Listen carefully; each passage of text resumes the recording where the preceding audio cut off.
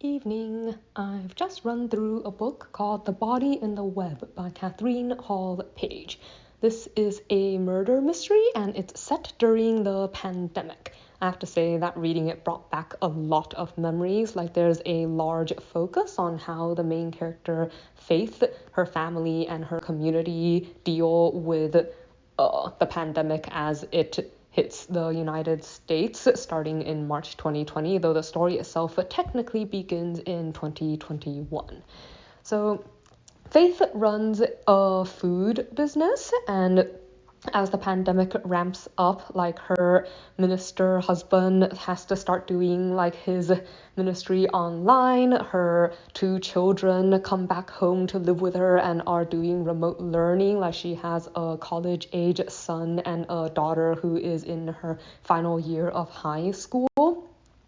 So, like I'm sure all of us remember, like there's a lot of changes that people have to make as they adapt to this new reality. And one of these changes for Faith is the migration of their town meetings onto Zoom. But during one of their meetings, the meeting gets Zoom bombed. So like there's a lot of there are really like embarrassing images and stuff targeting an art school teacher that Faith is actually really good friends with, called Claudia. And not long after this event, she finds Claudia dead in the house that she was renting. So Faith is one of the only people who believes that Claudia did not commit suicide. Like she's adamant that she wasn't that kind of person, even though the embarrassment and other like negative fallout from the Zoom bombing was no doubt like putting a lot of stress on her friend's mental state.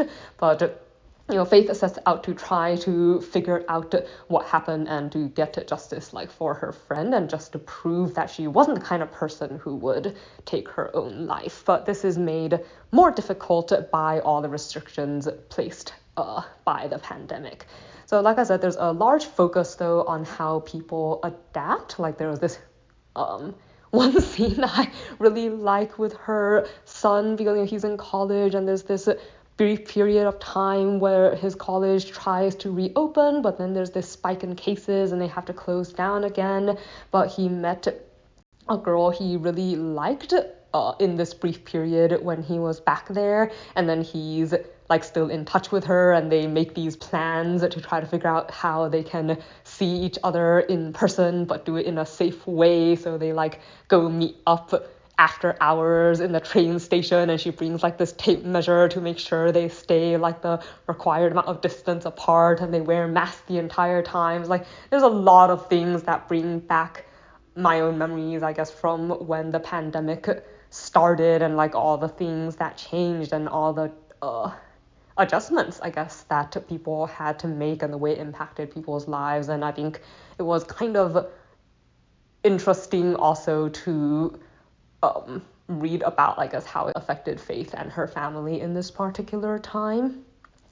So something that I liked about this book was that it's definitely one of the cozy mysteries that I enjoy, where there are a lot of characters, a lot of things going on, and a large majority of the characters come across as like a genuinely good people, like somewhat nosy people who actually think about others, who try to figure out how to help when they hear about problems like with their neighbors and with the other people in their community. Like the fact that most of them are good people like make it an enjoyable setting, I guess, to spend time in.